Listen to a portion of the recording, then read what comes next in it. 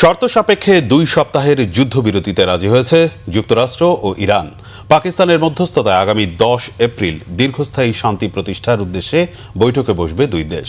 যুদ্ধবিরতির শর্ত অনুযায়ী হরমুজ প্রণালী আগামী 2 সপ্তাহের জন্য পুরোপুরি খুলে দিলেও আন্তর্জাতিক জাহাজগুলো থেকে টোল আদায় করবে ইরান ও ওমান।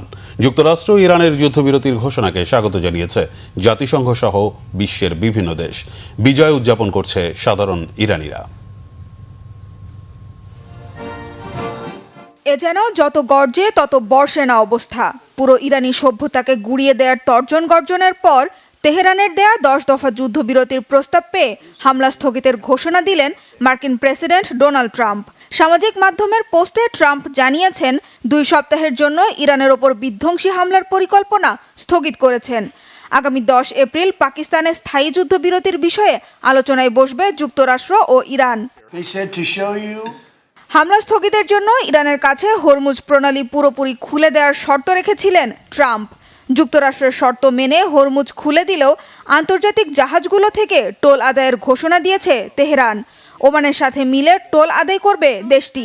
এমন পরিস্থিতিতে প্রশ্ন উঠেছে, শর্ত সাপেক্ষে শুরু হওয়া 2 সপ্তাহের যুদ্ধবিরতি কি স্থায়ী শান্তিতে রূপ নেবে, নাকি সাময়িক যুদ্ধবিরতির ঘোষণা দিয়ে ইরানের ওপর আরও বড় আঘাত হানার ছক কষছেন মার্কিন প্রেসিডেন্ট?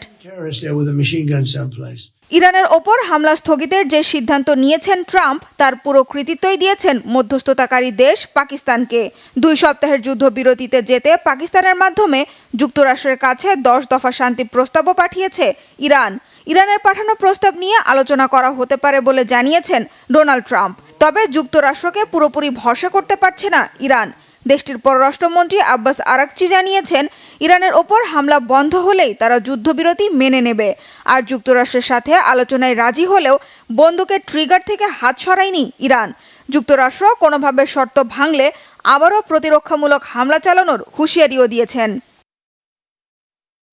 যদিও ইরান ও লেবাননের ওপর যুক্তরাষ্ট্র ও ইসরায়েল কোনো হামলা চালাবে না বলে নিশ্চয়তা দিয়েছে পাকিস্তান, কিন্তু যুক্তরাষ্ট্র ইরান যুদ্ধবিরতি মানলেও লেবাননে হামলা বন্ধ হবে না বলে জানিয়েছে ইসরায়েল। এরই মধ্যে দক্ষিণ লেবাননে একটি অ্যাম্বুলেন্স লক্ষ্য করে বোমা হামলা চালিয়েছে ইসরায়েলি সেনারা। এদিকে আমেরিকা ইরান যুদ্ধবিরতির ঘোষণাকে স্বাগত জানিয়েছে মিশর, ইরাক, অস্ট্রেলিয়া, জাপান সহ জাতিসংঘ। যুদ্ধবিরতির ঘোষণায় উল্লাসে মেতেছে সাধারণ ইরানিরা। বিজয় মিছিল হয়েছে ইরাকের রাজধানী বাগদাদেও। আর সাময়িক যুদ্ধবিরতির প্রভাবে এরই মধ্যে বিশ্ববাজারে প্রায় 15% কমেছে তেলের দাম। বাড়তে শুরু করেছে শেয়ারের দরও। সানজিদা ইসলাম তন্নি, বাংলা ভিশন, নিউজ ডেস্ক।